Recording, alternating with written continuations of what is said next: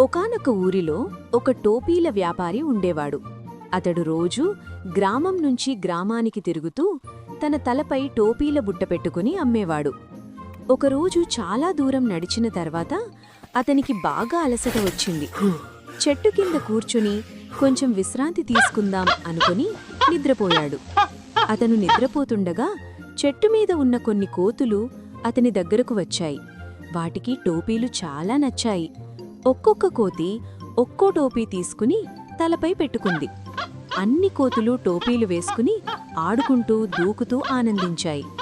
కొద్దిసేపటికి వ్యాపారి లేచాడు. తన టోపీలు లేవని చూసి భయపడ్డాడు.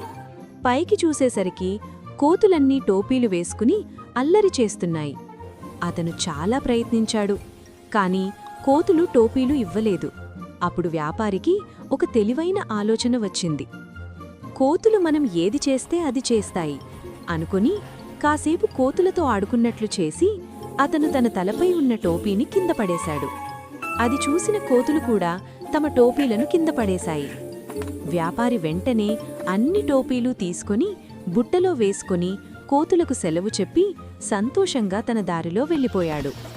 ఈ కథలోని నీతి ఏమిటంటే, తెలివి ఉంటే సమస్యలకు పరిష్కారం దొరుకుతుంది.